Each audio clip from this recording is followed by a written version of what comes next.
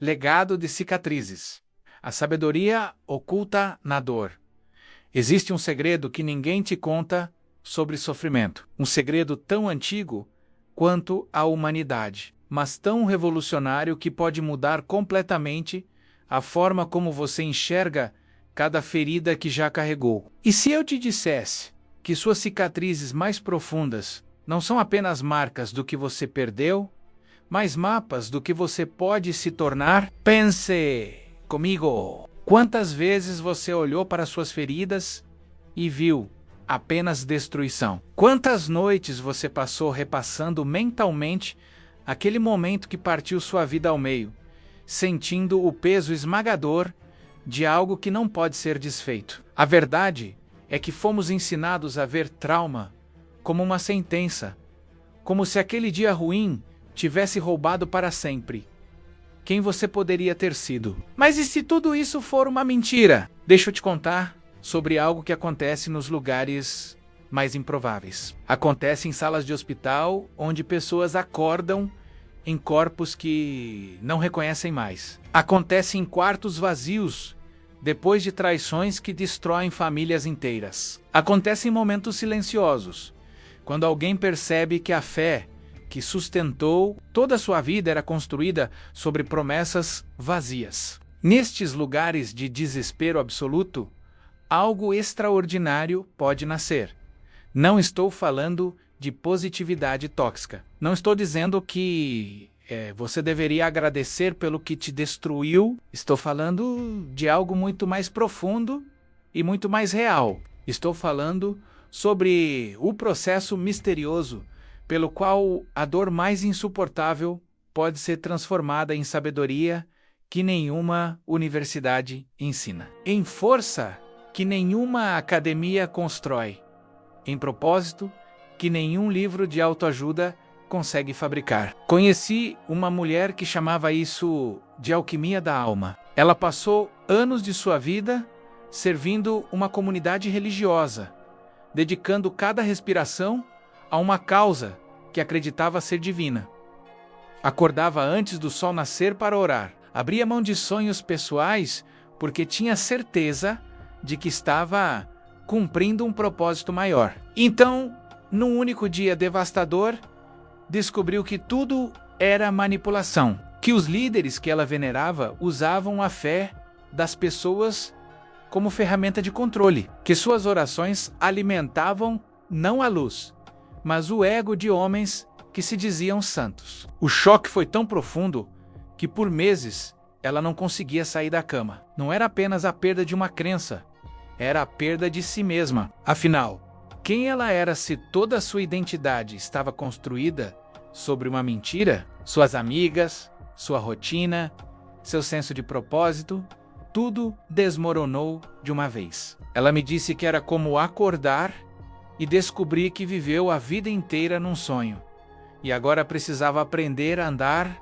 num mundo que não conhecia. Mas sabe o que aconteceu depois? Nos meses seguintes, algo começou a se mover dentro dela. Não foi rápido, não foi bonito. Foi doloroso como quebrar ossos para que cresçam retos de novo. Mas ela começou a fazer perguntas que nunca tinha feito antes. Começou a questionar não só aquela comunidade específica, mas toda a estrutura de como tinha vivido. Começou a perceber padrões de manipulação que estavam tão enraizados em sua vida que ela nem sabia que existiam. E aí veio a virada. Ela percebeu que aquela dor excruciante tinha feito algo que anos de conforto nunca fizeram. Tinha acordado nela uma clareza brutal, uma capacidade de ver através de máscaras, de sentir quando algo não está certo, de reconhecer manipulação emocional a quilômetros de distância. A ferida tinha se tornado um tipo diferente de visão. Hoje, ela ajuda outras pessoas que passam por desilusões espirituais. E não é com palavras vazias de consolo, é com a autoridade profunda de quem esteve no fundo do poço e trouxe de lá não apenas cicatrizes, mas um mapa. Ela transformou a experiência mais devastadora de sua vida numa bússola para guiar outros através da escuridão.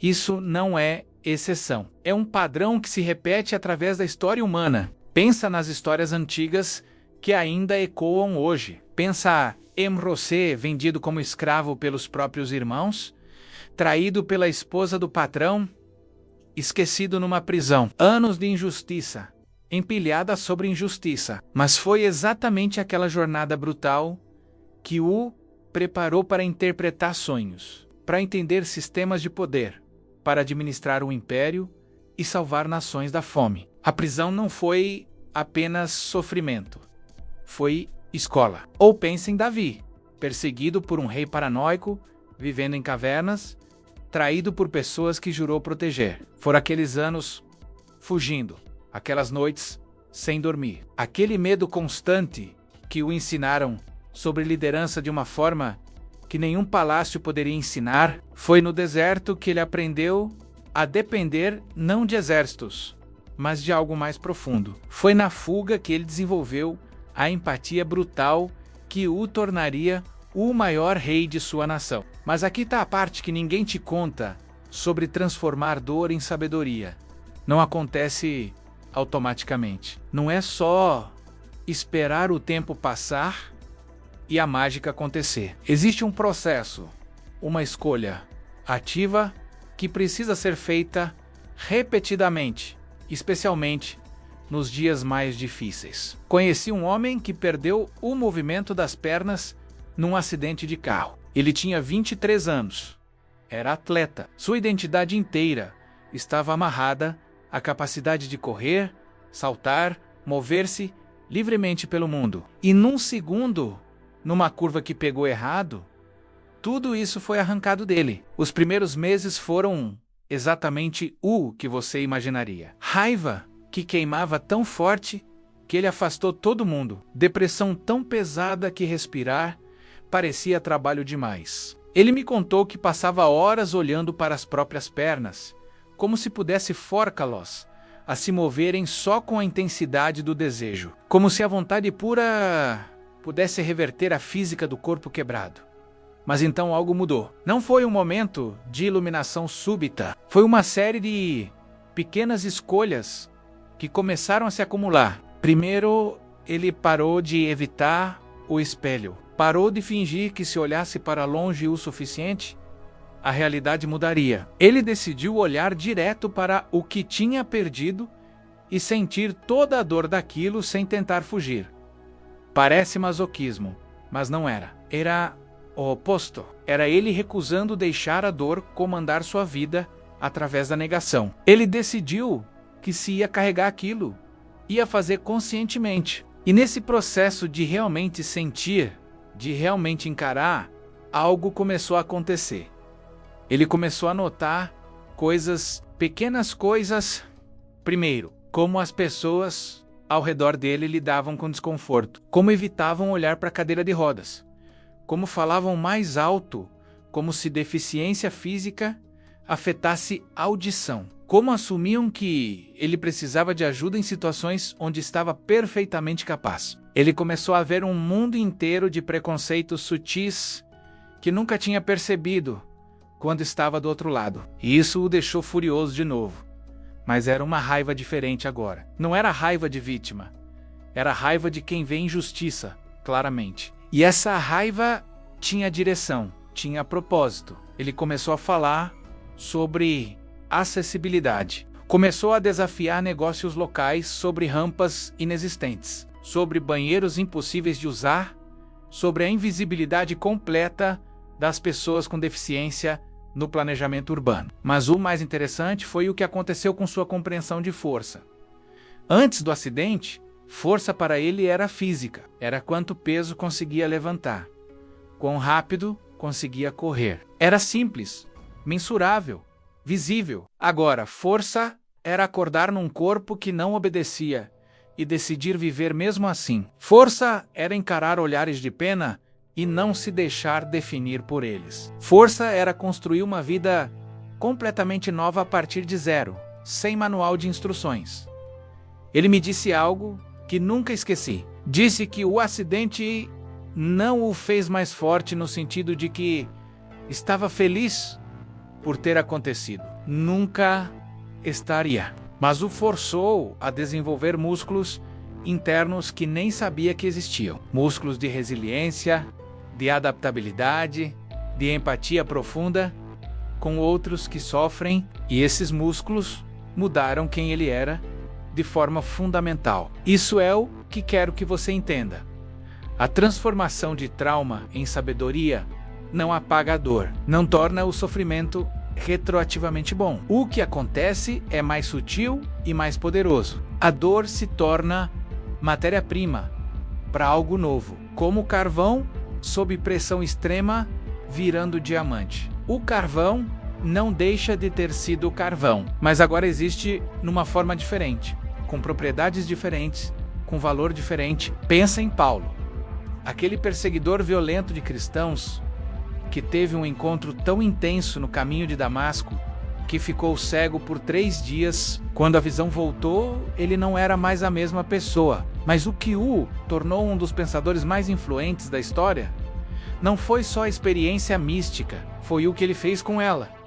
Ele poderia ter guardado aquilo só para si, poderia ter vivido uma vida quieta de contemplação pessoal, mas ele escolheu ativamente processar aquela transformação através de anos de viagens brutais, de prisões, de naufrágios, de espancamentos. Ele escolheu testar sua nova compreensão contra a realidade do mundo. E foi nesse teste, nesse atrito constante entre revelação e realidade, que sua sabedoria foi forjada. O Ola Pararro, aquele homem que perdeu literalmente tudo: filhos, riqueza, saúde, reputação, sentado nas cinzas, raspando feridas purulentas com cacos de cerâmica, enquanto até sua esposa dizia para ele amaldiçoar tudo e morrer. Ele tinha todo o direito de desistir, todo o direito de se entregar ao desespero. Mas ele não fez isso. Ele fez algo mais difícil. Ele questionou, ele gritou, ele exigiu respostas. Ele se recusou a aceitar explicações fáceis ou consolo superficial dos amigos. E foi exatamente nesse processo de luta, de recusa a aceitar platitudes, que ele encontrou algo mais profundo do que respostas. Ele encontrou uma compreensão visceral do mistério, uma paz que não depende de entender tudo, uma força que não vem de ter controle. A sabedoria de Jó não veio de aceitar passivamente o sofrimento, veio de lutar ativamente através dele, de se recusar a mentir sobre a profundidade da dor, de manter-se honesto, mesmo quando a honestidade era agonia. Agora vem a parte mais difícil de engolir. A transformação de feridas em sabedoria tem um custo que poucos estão dispostos a pagar. Exige algo que vai contra cada instinto de autopreservação que você tem. Exige que você pare de evitar a dor e comece a examiná-la de perto. Nossa cultura inteira é construída em torno de evitar desconforto. Você sente dor emocional? Existe uma pílula. Você sente tédio? Existe uma tela. Você sente solidão? Existe entretenimento infinito. Desenvolvemos milhões de formas de nunca precisar sentar com nosso próprio sofrimento e realmente perguntar o que ele está tentando nos ensinar. Mas aqui está a verdade brutal. Você não pode transformar algo que está constantemente evitando. Você não pode extrair sabedoria de uma ferida que se recusa a olhar. É como tentar aprender natação sem nunca entrar na água. Você pode ler todos os livros, assistir todos os vídeos, mas até que mergulhe e sinta a resistência da água no próprio corpo, não aprendeu nada real. Conheci uma terapeuta que trabalhava com sobreviventes de abuso. Ela me contou sobre uma paciente que passou anos em terapia falando sobre seu trauma, analisando-o, entendendo-o intelectualmente. Podia explicar os padrões, identificar os gatilhos, descrever as dinâmicas com precisão clínica, mas nada mudava. Até o dia em que, numa sessão, ela finalmente parou de analisar e simplesmente sentiu. Parou de tentar entender e permitiu que a dor fosse dor.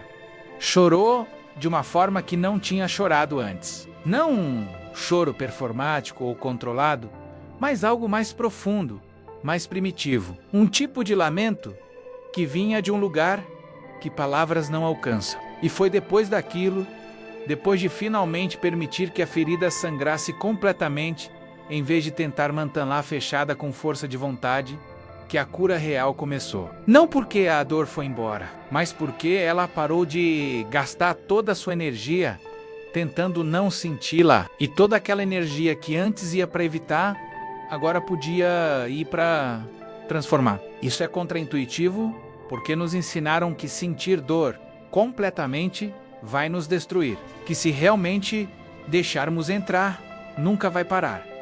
Mas a verdade é o oposto. É a dor que você evita que nunca para. É a ferida que você se recusa a limpar que infecciona. A dor que você enfrenta tem um arco. Tem um início, um meio e um fim. Pode voltar, claro, mas cada vez que você a enfrenta, em vez de fugir, perde um pouco do poder dela. Pensa em Jeremias, aquele profeta que é chamado do profeta chorão. Ele não ganhou esse nome por ser fraco. Ganhou porque se recusou a esconder sua dor. Quando sua nação foi destruída, quando viu tudo que amava ser arrancado, ele não fingiu estar bem. Não citou versículos motivacionais. Ele escreveu livro inteiro de lamentações. Sentou-se com a destruição e permitiu que ela o quebrasse completamente. E foi exatamente porque ele não teve medo de ser quebrado que conseguiu ser refeito de forma mais forte. Foi porque ele honrou a profundidade da perda que conseguiu encontrar esperança real. Não a esperança barata que nega a dor, mas a esperança profunda que reconhece a dor e escolhe acreditar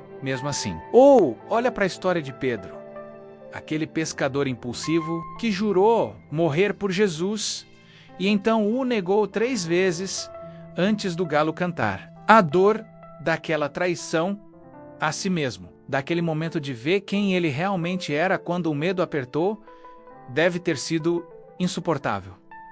Ele poderia ter fugido, poderia ter passado o resto da vida evitando aquele grupo, aquelas memórias, aquela vergonha. Mas ele fez o oposto.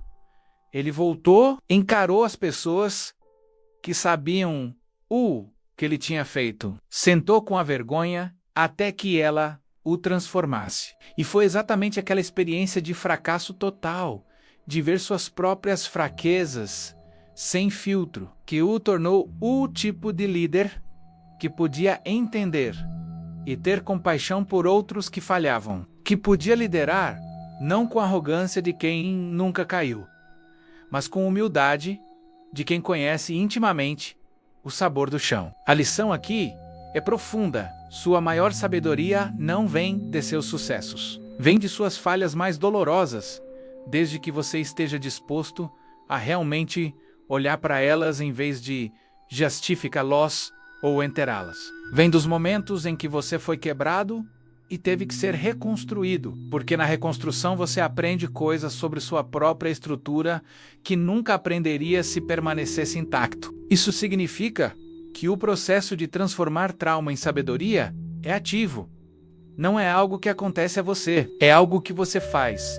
Exige coragem para sentar com a dor. Exige honestidade para ver padrões em vez de culpar circunstâncias. Exige vulnerabilidade para admitir que foi quebrado. E exige fé, não necessariamente religiosa, mas fé no sentido mais profundo, de acreditar que vale a pena continuar, mesmo quando tudo parece perdido. Então, chegamos ao coração de tudo. A pergunta que realmente importa: como você sabe se está transformando sua dor em sabedoria ou apenas se convencendo de que está bem quando não está? Como distingue crescimento real de negação sofisticada? A resposta está no fruto. Sabedoria real, nascida de dor real, muda como você trata outras pessoas. Não de forma performática, mas de forma visceral. Você desenvolve um tipo de radar para sofrimento. Consegue sentir quando alguém está apenas sorrindo por fora, mas sangrando por dentro, porque você conhece aquele território intimamente. E aqui está o teste. Sabedoria real te torna mais gentil, não mais cínico. Isso é contraintuitivo porque dor geralmente endurece as pessoas.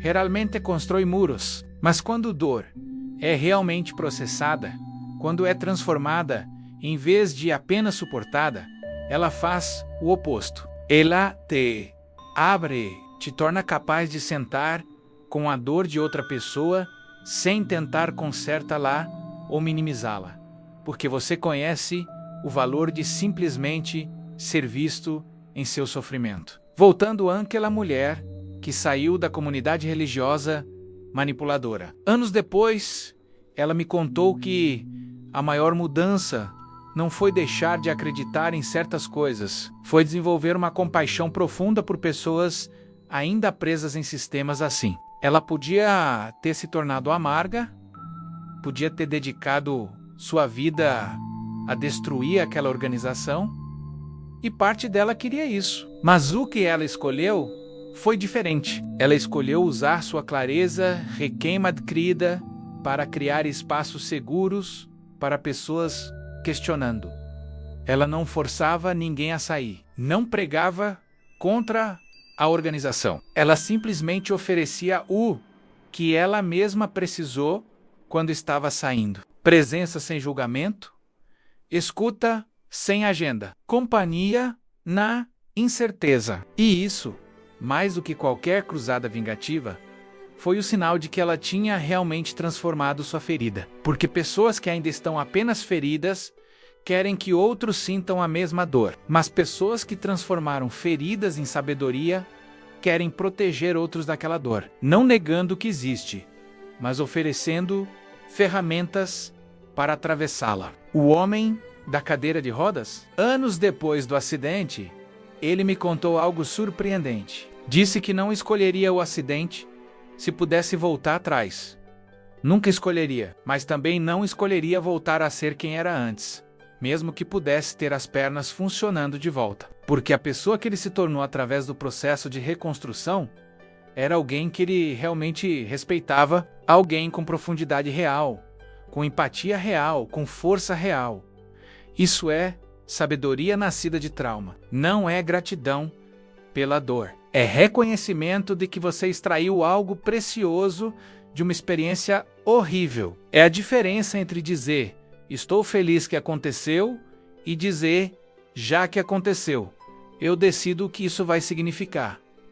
E aqui está a parte final, a mais importante. Esse processo nunca termina completamente. Não existe um ponto em que você está curado para sempre e nunca mais precisa lidar com aquilo. As feridas podem fechar, mas as cicatrizes permanecem. E alguns dias, essas cicatrizes doem. Alguns dias, você vai acordar e o peso de tudo que perdeu vai te esmagar de novo. E tá tudo bem. Isso não significa que você falhou. Não significa que a transformação não foi real. Significa apenas que você é humano, que carrega memórias num corpo que sente. E o que você aprendeu não te torna imune à dor. Te dá ferramentas para atravessá-la, sem ser destruído por ela. Pensa em todas aquelas figuras antigas que mencionamos. José não parou de sentir a traição dos irmãos só porque se tornou poderoso. Davi não esqueceu os anos fugindo só porque se tornou rei. Paulo não deixou de carregar marcas das surras só porque escreveu cartas bonitas. Jó não recuperou os filhos que perdeu só porque teve novos filhos depois. A dor não foi apagada, foi integrada, tornou-se parte da história deles, mas não o final da história. E é isso que você pode fazer com suas próprias feridas. Você pode digza. Loss é parte de quem você é sem digza. Loss é tudo que você é. Então aqui está meu desafio para você. Pare de correr das suas cicatrizes. Pare de fingir que elas não existem ou que não importam. Mas também pare de digza. Loss definir cada parte de você. Em vez disso, pergunte o que elas têm a ensinar. Sente-se com a dor, até que ela revele seus segredos. Chore quando precisar chorar. Grite quando precisar gritar. Mas depois, quando a tempestade passar, pergunte o que você aprendeu sobre força, sobre resiliência, sobre o que realmente importa, porque suas cicatrizes mais profundas realmente guardam o segredo de suas maiores forças. Não porque a dor é boa, mas porque você é capaz de muito mais do que imagina. Capaz de ser quebrado e reconstruído. Capaz de perder e encontrar de novo. Capaz de transformar até mesmo a experiência mais devastadora em combustível, para se tornar mais completamente humano. E no final, essa é a promessa. Não que você nunca mais vai sofrer, não que tudo vai fazer sentido, mas que você tem dentro de si a capacidade de transformar qualquer ferida em sabedoria, qualquer perda em profundidade, qualquer fim em um novo começo, desde que esteja disposto a fazer o trabalho difícil, doloroso e sagrado de realmente sentir, realmente encarar e realmente escolher o que suas cicatrizes vão significar. Esse é o legado que você pode deixar. Não uma vida sem cicatrizes, mas cicatrizes que contam uma história de transformação. Feridas que se tornaram janelas. Dor que se tornou sabedoria e uma força que só pode ser forjada no fogo do sofrimento enfrentado de verdade.